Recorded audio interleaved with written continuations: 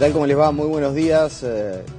Como les anunciamos, hoy tenemos una entrevista bastante especial, vinculada a la ciencia. Nuestro invitado de hoy es bioquímico. Hace pocas semanas se convirtió en el primer científico uruguayo en ser asociado a la Academia Nacional de Ciencias de los Estados Unidos. Dirige además el Centro de Investigaciones Biomédicas de la Facultad de Medicina. Es una persona con vasta experiencia y trayectoria sobre la que vamos a hablar, no solamente de su trayectoria, sino también de cómo el Uruguay se proyecta hacia el mundo a través de la ciencia. Rafael Radi, ¿cómo le va? Buenos días, gracias por venir. Muy buenos días. Fanático de Liverpool, estábamos conversando fuera. Bueno, socio de Liverpool, desde la juventud, porque bueno, somos de Belvedere y así que estuve siempre muy cerca de la cancha y practiqué un poco también por ahí. Le dije Liverpool, pero debía decir Liverpool, sí, como le gusta a usted que se diga. Muy bien. ¿El bioquímico tiene alguna especialización? ¿Se dedica a algún área en particular? Está bien la pregunta. En realidad, la formación inicial mía fue en la Facultad de Medicina. Mi primera carrera es la carrera de Medicina. Y cuando estaba terminando la carrera, surgió en el Uruguay el Programa de Desarrollo de Ciencias Básicas, el PDCIBA, que fue un cambio histórico para el Uruguay, porque por primera vez en el Uruguay empezaron a haber programas académicos de doctorados en ciencias básicas que incluyeron la matemática, la biología, la química, la física y la informática. En ese momento yo me incorporé, terminando la carrera de doctor en medicina, al doctorado en ciencias biológicas, opción bioquímica.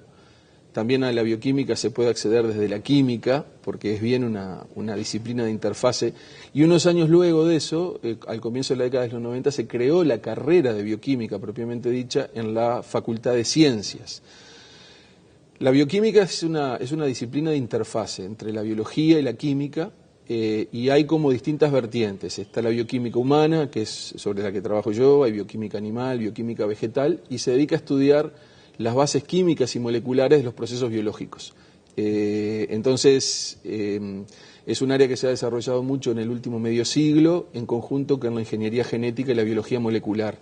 Esas son un conjunto de tres áreas que en los bioquímicos más o menos interfaceamos, y en el caso nuestro lo aplicamos al entendimiento del origen y el desarrollo de las enfermedades. Ahí va. Y en ese sentido, ¿en qué está trabajando en estos días?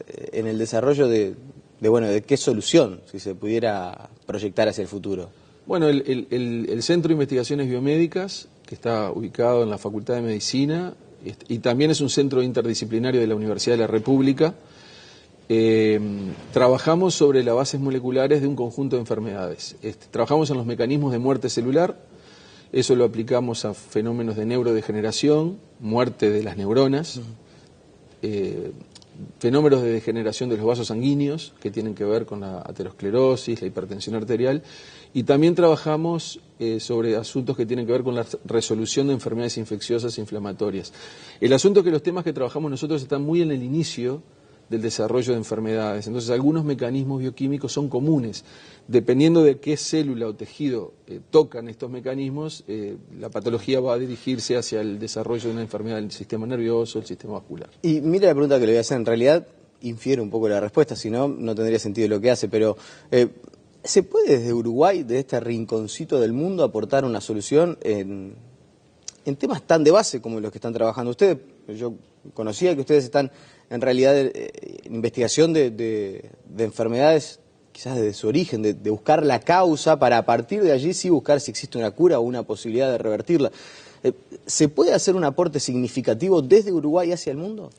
Bien, es muy pertinente la pregunta. En general, en el estado actual del desarrollo de la ciencia, la resolución de una patología, el comienzo del desarrollo de nuevas terapéuticas requiere la contribución de muchos grupos que trabajan en distintas partes del mundo. Es un gran puzzle que se va armando.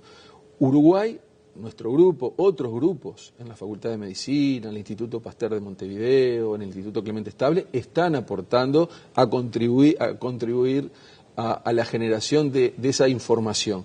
En ese sentido yo diría que sí, que Uruguay está haciendo aportes en distintos tipos de enfermedades, no solamente al entendimiento, sino al comienzo del desarrollo y la prueba de nuevas moléculas que pueden tener acción terapéutica. Entonces, la respuesta es sí.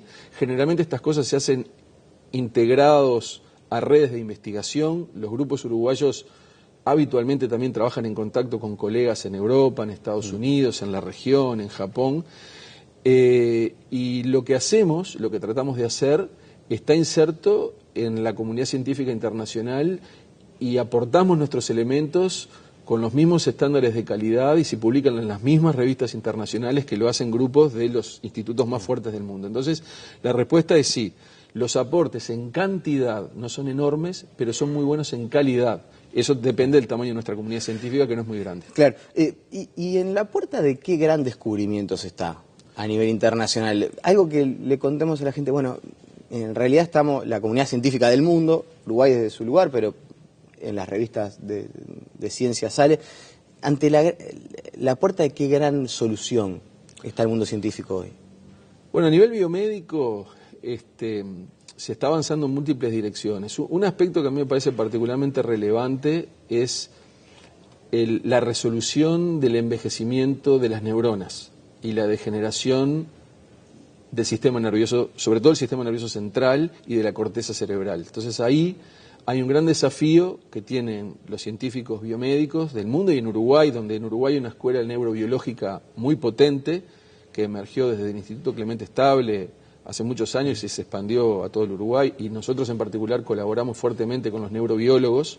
Hay una comunión entre la neurobiología y la bioquímica del sistema nervioso para entender las bases del desarrollo de la neurodegeneración y luego el neurorescate y la neuroprotección, porque en la medida que las poblaciones aumentan su expectativa de vida, el capital neuronal no tiene gran capacidad de replicación, más bien las neuronas con las que nacemos son las que tenemos y el capital va disminuyendo neuronal a medida que transcurre nuestra vida. Entonces es muy importante entender cómo preservar ese capital neuronal mucho tiempo y evitar la demencia, el Parkinson, el Alzheimer, las enfermedades neurodegenerativas. A ver si entiendo. Por los avances también de la ciencia y por los cuidados que uno puede someterse a lo largo de su vida, uno corporalmente quizás pueda extender a límites mucho más allá de lo que estaba previsto la cantidad de años de vida. Lo que se empieza a deteriorar es que ese cuidado corporal no está acompañado de una posibilidad de mantener lúcida la mente. Exacto, inclusive ahora... ¿Y hasta qué umbral se podría llevar, por ejemplo? Bueno, nosotros sabemos hoy que el aumento de la expectativa de vida por década es alrededor de 3 años. O sea, cada 10 años estamos ganando 3 años más de vida en cuanto a expectativa de vida. Los niños que nacen hoy en el Uruguay, que están naciendo hoy, la mitad de esos niños se proyecta que van a poder llegar a los 100 años. Ese es el número. O sea que tenemos una longevidad que crece, pero también tenemos un envejecimiento del sistema nervioso que se empieza a hacer evidente después de los 65, 70 años. ¿Qué dato ese, no? Que la mitad de los niños que están naciendo hoy en el 2016, la mitad, sí, ¿no? Uno de cada 10, la mitad va a llegar a los 100 años. La mitad va a llegar a los 100 años, esa es la proyección que existe, no solo en Uruguay, sino en los países equiparables en cuanto a los indicadores de salud, y eso genera un desafío gigante, no solo desde el punto de vista médico, desde el punto de vista de los sistemas de seguridad social. Es un cambio en la sociedad. Un cambio demográfico dramático que tiene enormes impactos sobre qué asuntos debemos investigar los que trabajamos en investigación biomédica. Entonces, en ese sentido, proteger un sistema nervioso que luego de los 65, 70 años comienza a deteriorarse en forma progresiva y que en muchos casos comienza a invalidar a los individuos, es un desafío mayor, y en eso todavía tenemos un debe. Entendemos bastante de por qué mueren las neuronas, pero todavía nos está costando mucho, como comunidad científica biomédica, protegerlas de la muerte. Por eso, en definitiva, no hay una cura contra el Alzheimer, prácticamente no hay estrategias de prevención, la demencia también tiene enfoques terapéuticos que son muy limitados, otras enfermedades como el Parkinson se hace tratamiento sintomático, pero las neuronas que desaparecieron y finalmente el paciente claudica desde el punto de vista motor, etcétera, etcétera. Entonces ahí, a tu pregunta, yo diría que ahí hay un foco central donde el Uruguay tiene que apostar a potenciar la investigación en esa área, porque nosotros mismos vamos a tener mucha gente de edades muy avanzadas en los próximos 30, 40 y 50 años. Y de hecho ya nos está ocurriendo, porque cada vez hay más personas que llegan a los 90 años, a los 95 años, a los 100 años. Claro. Vamos a seguir profundizando sobre esto y sobre todo sobre la interrelación entre la comunidad científica y el sistema político, pero sobre eso ya vamos a estar conversando en un ratito. ¿Le cambia la vida ingresar a la Academia Nacional de Ciencia de los Estados Unidos? A ver, Para el futuro, dentro de varias décadas, cuando se esté hablando de lo que fue Rafael Radi, ese es un hito histórico y va a quedar. Seguramente se estudiará en los libros, en las revistas de ciencia. Esos jóvenes que están haciendo hoy, que van a tener 100 años, van a tener a Rafael Radi como un referente. Eso hay veces que cuesta darse cuenta uno cuando está en vida, pero en lo práctico, en el día a día, volvió hace algunos días de los Estados Unidos, ¿le cambian algo?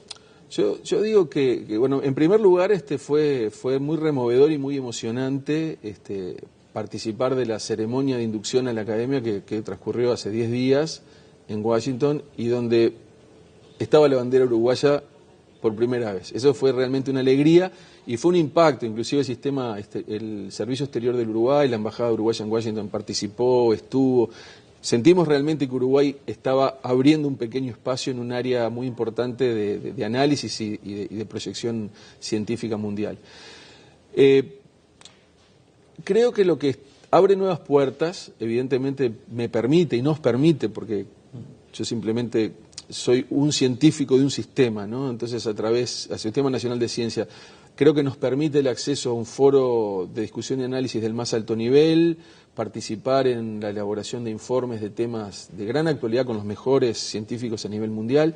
Tenemos también una responsabilidad editorial, la revista de la Academia de Ciencias de Estados Unidos, cuya sigla es PNAS, es una de las 3 revistas más influyentes en ciencia en el mundo y nosotros como académicos ahora tenemos parte de la responsabilidad de analizar, evaluar y definir si determinados trabajos de otros colegas se publican o no se publican, de forma que también vamos a empezar a influir más en la agenda científica y en lo que es bueno y merece la pena sea conocido en las revistas de mayor impacto o no.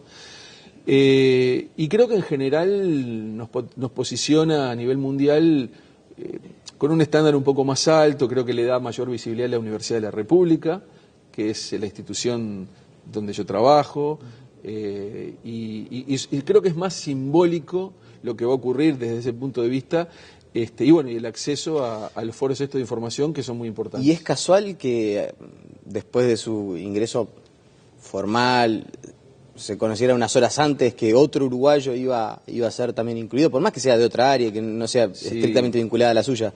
¿Pero es algo casual o es una señal que se está dando también desde la Academia de Ciencias de los Estados Unidos? No, a mí me parece que la pregunta es muy relevante.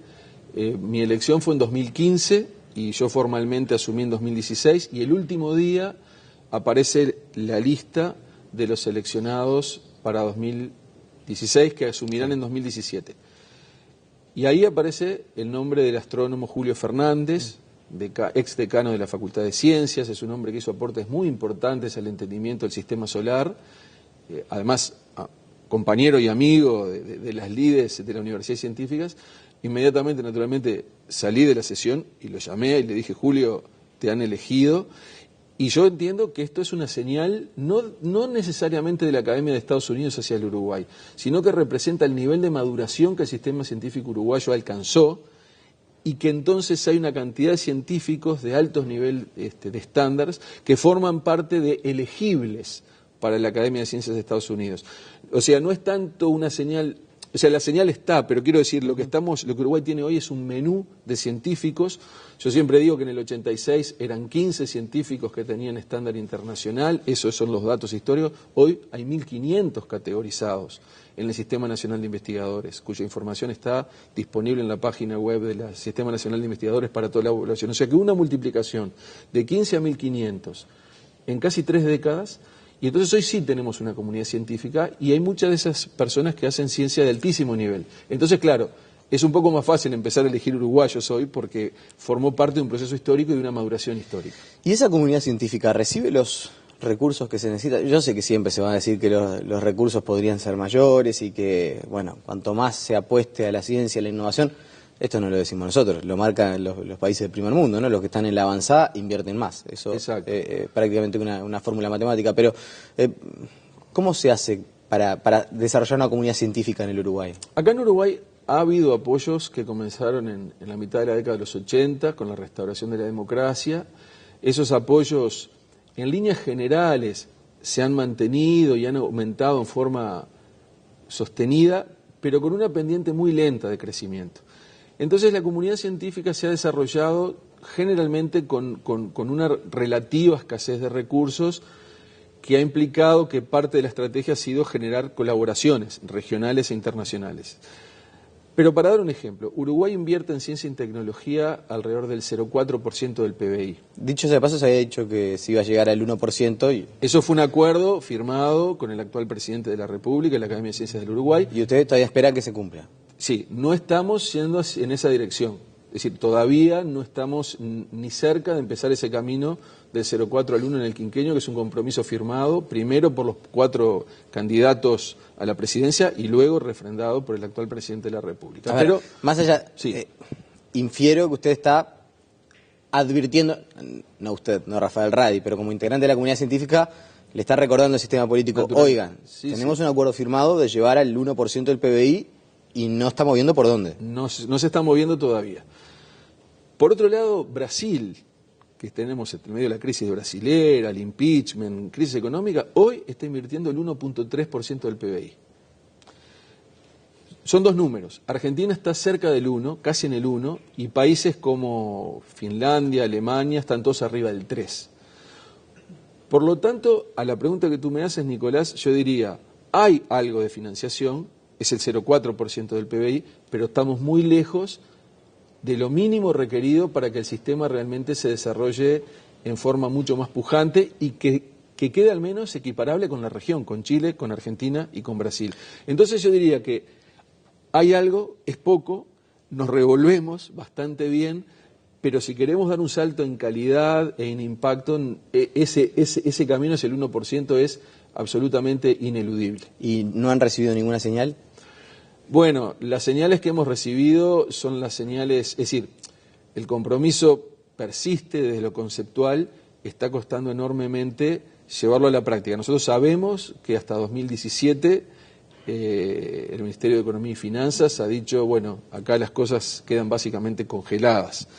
Nosotros tenemos una enorme expectativa y vamos a empezar a retomar gestiones como Academia de Ciencias del Uruguay en los próximos meses, de que a partir de 2017 empecemos con esa pendiente de crecimiento para preservar lo que tenemos y para expandirlo. ¿Y lo llamó alguien del gobierno para felicitarlo? Sí. He tenido, hubo una carta del presidente de la República que fue leída en forma pública en un acto académico que hubo en la Facultad de Medicina, participó también la ministra de Educación y Cultura. Hubo impacto, hubo alegría, hubo felicitaciones, hubo reconocimiento, lo cual agradecí mucho. ¿Y en algún momento le gustaría incursionar en el mundo también de aportar, quizás integrando el gobierno o en algún área? Bueno, no, realmente mi vocación es una vocación académica. Yo llego hasta el espacio de la Academia Nacional de Ciencias del Uruguay.